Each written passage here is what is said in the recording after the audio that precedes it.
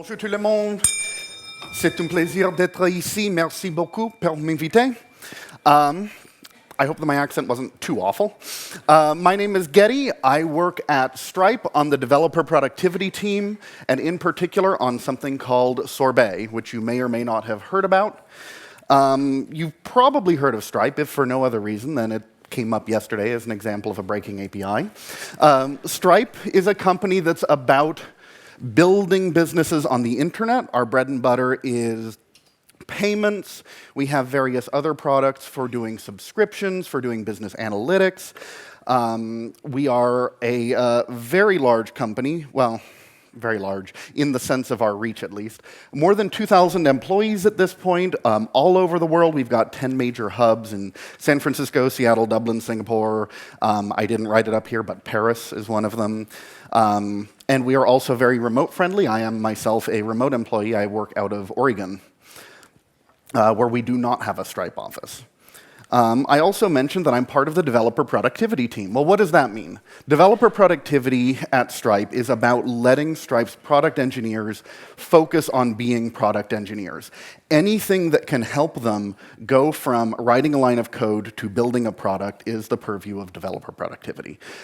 This can mean things like building tooling or deploying existing tooling. We're responsible for things like Rubocop. This can be our CI system. Sometimes this can even be going into the code and building abstractions that make it easier for other people, not just necessarily building tools, but actually going and building and improving libraries, things like that. Stripe is also a major user of Ruby. We have millions of lines of Ruby code. It is our primary language for building anything product-related. We have a handful of other. We've got some Python, we've got some Scala, we've got some Go. By and large, if you are building something product-focused, that's not some sort of internal infrastructure thing, you are using Ruby. We have hundreds of engineers working on it at any given time. We have thousands of changes to our Ruby monorepo, which contains about 10 macro services. It is a lot of Ruby. So something that we in developer productivity do is about twice a year we run surveys. We ask people, what are we doing well? What are we doing poorly? Et cetera, et cetera. And one of the questions that we asked several times and would get pretty consistent answers to were like, what are your biggest pain points in writing Ruby? And there were three things that we can sort of distill out of that. One of them is that it takes too long to get feedback. Between writing a line of code and knowing whether that line of code is actually doing what you're supposed to do, there can be a pretty long turnaround time. It's too difficult to grasp unfamiliar code, which there is a lot of, because as I said, we have millions of lines of Ruby, and it's too easy to accidentally break things. I'm going to go into these points a little bit more later on, so I'm not going to linger on them now, but we started thinking, okay, what can we do to address these things? And there are a handful of things. One of them is we could do nothing. Doing nothing is always a valuable strategy. I am a big fan of it in my personal and professional life. But there are some problems with doing nothing, like productivity suffers, which is kind of anathema to our whole team's point. We could treat symptoms of code as it comes up, but that's going to be difficult because new code is still going to suffer from the same problem. We could do some rewrites. So one of the problems with these things, like many of these issues, can be solved by having better code. If your code is factored out in a better way, then unfamiliar code is less likely to bite you because, well, you've factored it out well. You have your abstractions that are powerful. But doing rewrites can be difficult. Rewriting everything is going to require hundreds of engineers. It's going to be an all-or-nothing project. It's going to be, this is the sort of thing that just breaks companies. Rewriting some things is still going to be a lot of work. So one of the other things that we talked about was writing a type checker. Many of the issues, the pain points that we described, are things that statically typed languages are actually relatively good at. Refactors in statically typed languages tend to be easier. Coming up with familiarity with APIs is pretty easy because you have these contracts. And one of the best things about this is it was a relatively low-risk project. We could try building it out as an experiment. 3 engineers, couple of months. If it turns out to be terrible, then we've wasted 3 engineers' time for a couple of months. Whereas if our full rewrite was terrible, bad things would have happened. So we went with a type checker. And that ended up being this project that we call Sorbet. So to give a rough timeline, October 2017 was the kickoff. That was when the project was officially announced. By February of 2018, we had the first typed code, and that's not first typed example code. That is the first typed code in our monorepo. Early on, we did a dark rollout where we did not tell anyone that we were doing this. We, as engineers on the Sorbet team, I say we, I actually only joined a year ago, so this predated me on the team. But the collective we, which I am now laying claim to, added type signatures to the code. Errors that resulted from that, they weren't runtime errors, but the static errors that we found were all silently reported to us. Just the team. That team would go through and iterate, add new type signatures, figure out what was going wrong, and then eventually we exposed it as a tool to programmers. It took off. Not everyone necessarily loved it at first, but one of the nice things, which I'll talk about in a moment, is that you can adopt it gradually. So by June 2018, it was a mandatory part of our CI that in order for something to get merged into master, it needed to type check. It needed to pass our Sorbet type checker. There's a lot of other stuff that happened there. The one where I got hired is a nice thing that happened in there, for example. But also a lot of things that were great for Sorbet. And then in June of 2019, we have open sourced it.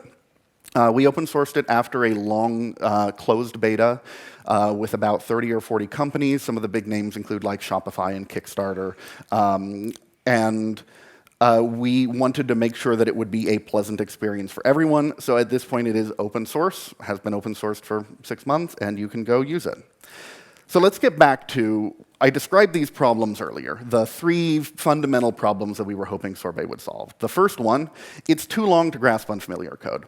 This is an actual, slightly simplified example from our code base.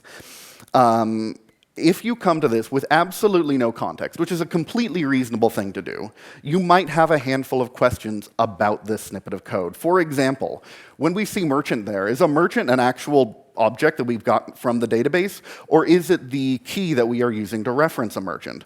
Well, we aren't using it as anything except passing it on, so we either need to know what SimilarityDB is doing with it, or like find a call site that we know is correct. Another thing, for example, right here, similarity data, is it ever actually nil? Clearly, the programmer who wrote this thought this. Has the code changed in the meantime? Is this completely necessary? Is this just dead code that we will never need? Who knows? We could look, but doing that looking takes some time. Another thing is that it can take too long to get feedback. We have a lot of tests at Stripe. We move a lot of money at Stripe. It is a major part of commerce on the internet these days. So we need to have a lot of tests. We're happy that we have a lot of tests. But running tests on your laptop will take literal actual days. We've done a lot of work to make it possible to have a relatively fast CI run. So this is actually a little bit out of date. We've gotten some cool work, which I think we're going to present at Ruby Kaigi if you're interested, to make our CI even faster so it can get down to 5 minutes. That's still pretty long, and it could easily be a 20-minute CI run. On the other hand, if you are actively programming, one keystroke is about 50 milliseconds. So what we would love, and hopefully I'll demonstrate for you, is that Sorbet can give you feedback in that 50 millisecond time frame instead of waiting the 5 to 20 minutes for CI. The third thing, to go back to our code example, is that it is too easy to break things. When you are working in a monorepo like this, it is very often that you want to make a change to an API and then change all of the code that uses the API. If I were to do that here, let's say I know that this is a string and I want to turn it into the merchant object instead. How do I know that I have completed that? Is it enough that it passes the test? Is it enough that it deploys with no errors? Keep in mind, especially in our line of business, we're working on finances. Is this going to exercise an edge case that only happens on a particular holiday in a particular country, or when both merchants involved have a holiday, or what have you? There are so many corner cases to consider. And we've done the best that we can with tests, but tests are necessarily limited. So the question is, does the tool that we built actually fix these things? And the way that I'm going to demonstrate that to you is by using this tool. Because this tool we compile via mscripten, and so I've just included as an iframe into this presentation. So this is, in fact, an actual running instance of the editor that we use with Sorbet. We use VS Code, I'm going to get into that a little bit later, with Sorbet as a data driver. It has a language, an LSP implementation in it. So this is our example here, and down below, I'm not going to get into, I stubbed out a bunch of examples with type signatures.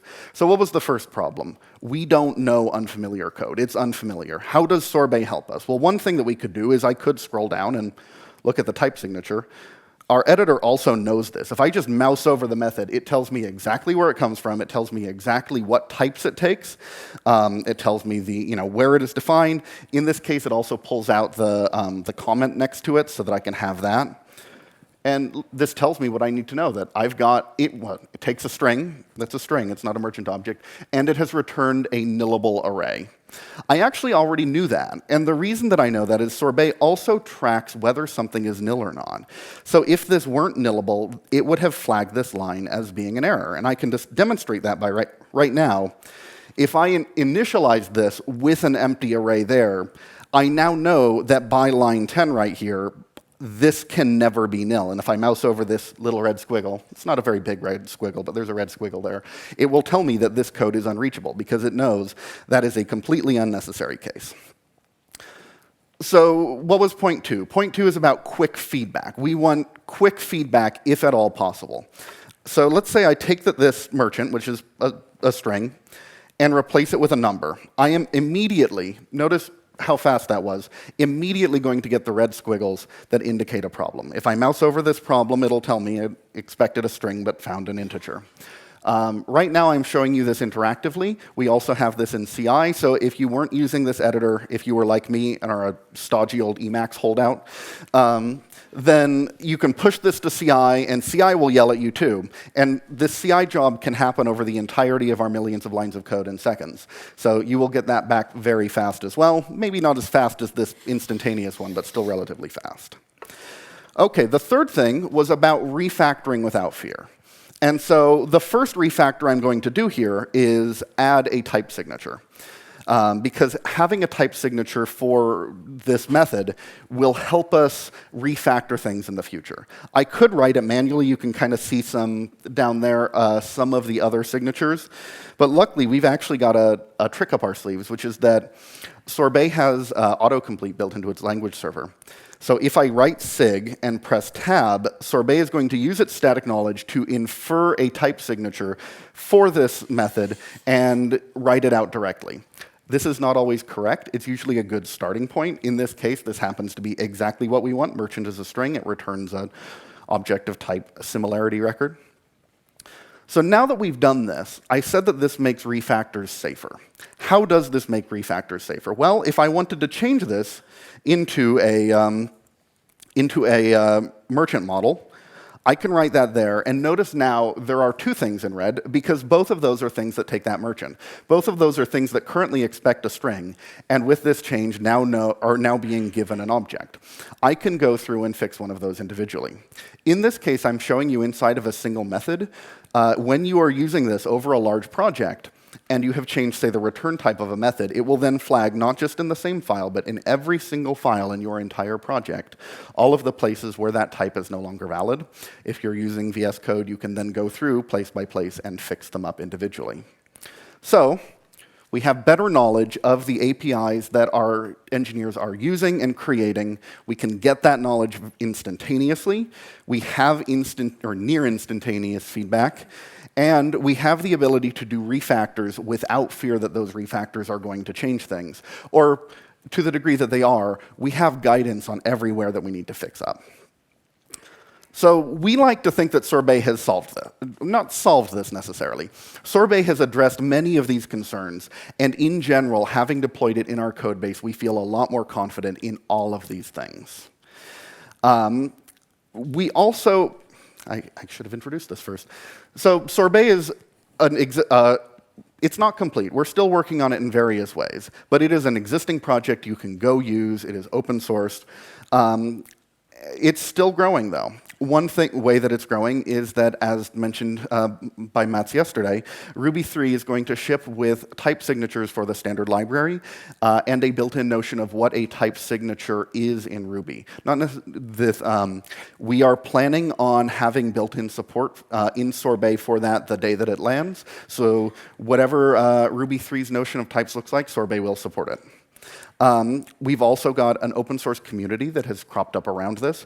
We've had a large number of pull requests, many of them from non-Stripe contributors. We have a large number of gems. We have the ability to build out interfaces for gems that do not use Sorbet, which at this point is basically all of them, in order to give types to things that do not inherently have types. We can add these interfaces. So we actually have an external repository that includes nothing but interfaces for existing gems that people have written, so that if those are gems that you happen to use, you can get types for them even if the author didn't provide them themselves. We have a lot of other projects. So one of the things that I didn't mention earlier is that Stripe is not actually a Ruby on Rails user. We built Sorbet without really testing it on Rails, thinking, that'll be important, but we don't need it, so it'll also be hard. We'll do it later. As soon as we open sourced it, someone built a tool for using Sorbet with Rails.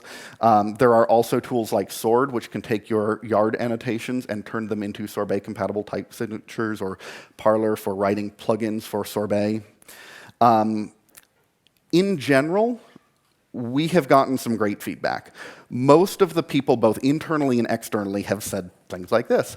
I have to say, having types is amazing. I'm refactoring a lot. Since everyone's gone, I can finally get real work done. It's saving me a ton of time in comparison to tests.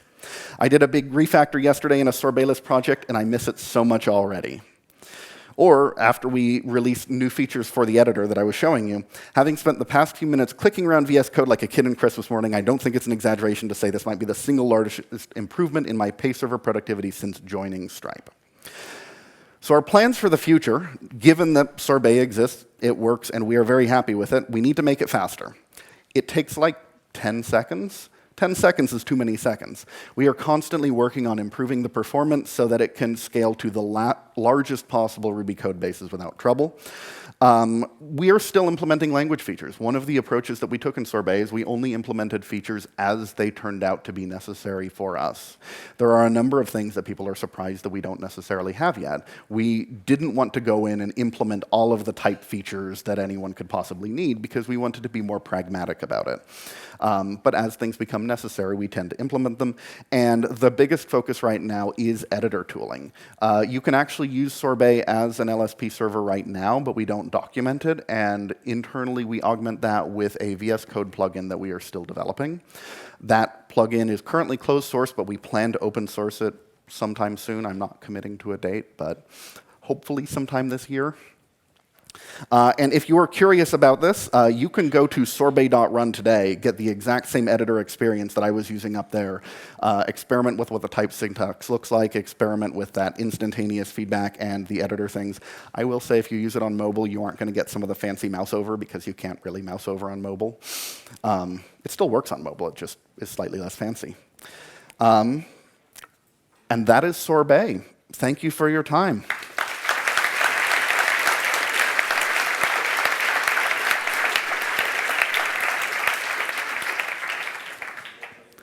Does anybody have any questions?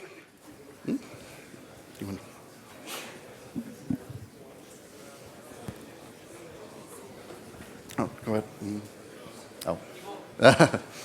Just a quick question while the mic is going to someone else. You said you didn't use Rails at Stripe. Are you at liberty to disclose what you use? I actually don't. Oh, I am at liberty. OK. We do use Sinatra. I wasn't sure if that was public, but I was pretty sure it was. Sinatra, I think that we use a couple of internal things for specific things, but it's mostly Sinatra. You had. So what are your language features that you plan to support next? I know the one I was looking most forward to was supporting anonymous classes. We're talking about anonymous classes. Another one that we would like is something that Haskell calls new types, the ability to make types that are representationally identical in terms of runtime to another one. So effectively a zero overhead delegate class. Our support for structural types, tuples and shapes, is still relatively weak, but we also just haven't needed that much. There are a couple of other things that are relatively difficult to describe that involve interactions between mix-ins and things like that. So like one thing that I was just looking at working on recently is the ability to describe a class such that it is the class type of a thing that has had a mix-in included is a thing that you cannot currently express. You can express the instance of a thing that has had a mix-in included, but not the singleton class associated with it. Also, we tend to prioritize based on other need as well. So if there's things that you really want, just start making a stink on the issue tracker, or coming into our Slack and bugging us about it. Thank you. Mm-hmm. Is there support for methods? What I mean here is with the yard, for instance, you can not just specify the expected type, but also the to-hash, the object responds to to-hash, for instance. Is this possible? This is not currently, you sort of, what you're asking for is sort of like a structural, okay, it must be anything that responds to this method, right? Yes. That is not something that we currently support. This is a very common first ask. It has been a thing that we have never needed in our code base, which is why we were a little bit reticent to support it.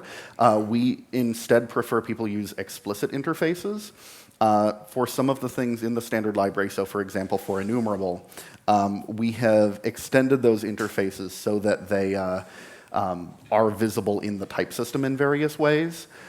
It is a thing that we haven't ruled it out. It's just not a thing that we've prioritized yet. So right now, no. But possibly someday. You mentioned sorbet types, I think, the repository. So presumably you have to keep up then with new releases of these gems. Has there been any big examples of gem authors or framework authors adopting sorbet independently and managing that themselves? I don't know that much about gem author. I mostly see this in end projects and in companies. Admittedly, one of the things that Sorbet addresses is working on a team. If I'm writing a Ruby application by myself, I can remember all of the wacky metaprogramming I did. The problem is when someone in Office over has done wacky metaprogramming I don't know. You know, keeping track of all of those methods is very difficult. But we've seen more and more people adopting it on projects. I've talked to people who are interested in adopting it in gems. There are still one or two questions around shipping gems with Sorbet, because one of the things that I did not go over, Sorbet has a runtime component that does runtime type checking. And there are a lot of gem authors who are interested in using Sorbet but don't want to have that reliance on Sorbet runtime. They want to keep a zero dependency gem or something like that. And that is a thing that people are actively working on, but it is still kind of getting there. I think that once we have a better story for that, we'll probably start to see more Sorbet-compatible gems. Yeah. It's my turn now? All right. How do you define what code should be typed, what code shouldn't, or are you planning to type legacy code as well, or only new code will be typed in Stripe? So we actually did type legacy. When we began, we didn't begin by typing new code. We began by typing largely existing code. We used a lot of tools to help us. So for example, one of the simple tools is that Sorbet has a built-in autocorrect feature. If there are errors that it finds, that it knows very simple things, so one of the examples being that if you have passed a nillable thing to a thing that expects non-nil, Sorbet has an escape hash that will just raise an exception if that thing is nil. And we have the ability to automatically apply that. We also have tools that do things that, like we have a tool called suggest typed. It will look through your code base and find the highest value things to type. It will find methods that are called in wide variety of places. We used things like this, like the combination of these two things, to take methods that are widely used, type them everywhere, and give them a type, and then that way everywhere you will see the use of that type, and then use autocorrects to make sure that, okay, well, it produced a nillable thing, we need to make sure to guarantee this, and so forth. Hi. Do you find that if a project is using Sorbet, then you need to write fewer unit tests? And going further, have you found a way to detect tests which are invalid or redundant, such as if you're stubbing an object to behave in a nonsense way? So there are certain kinds of tests that we need less of. I don't know that we necessarily need fewer tests overall, because types are very good for certain kinds of things, but a lot of the interesting things that unit tests capture often cannot be captured by types. Certain relatively trivial things like, okay, this will never be nil, are no longer necessary, but you still do need tests. A lot of the tests that wouldn't be necessary just stop type checking. Like if it is a test to make sure that something is never nil, but it's a method that you've now defined to never return nil, then that checking against nil Sorbet will point out, like, this is unreachable code, because it does flow-sensitive typing. And so you do get the ability to get rid of old and unnecessary tests. The one difficulty here is that a lot of the testing framework features that we use are relatively difficult to type. Another thing that I didn't go over is that Sorbet is designed for gradual adoption, so you don't necessarily opt into types everywhere at once. And so tests actually have in general lagged behind for us in terms of things that we've added static types to, and it is very common for us to then add static types and realize, oh, this has been completely unnecessary for the last 5 months, because it turns out this thing never returned nil. But things like mocking and stubbing and so forth are things that we are still developing a better typed story for, because right now they are actually very difficult to play well with Sorbet.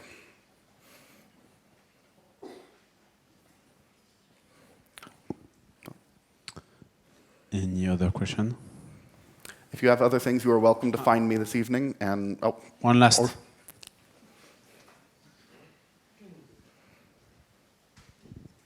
Does it have any overhead in production, or is this code scrubbed out? Or? It does have overhead in production, so it has a runtime component. We like that runtime component because without that runtime component, you don't often actually find the incorrect errors at the place that they happened. If you weren't, say, runtime type checking that something was an integer here, it might not be until several method calls deep that you actually use it in a way that was incompatible with the original intention. So we prefer to have runtime type checking.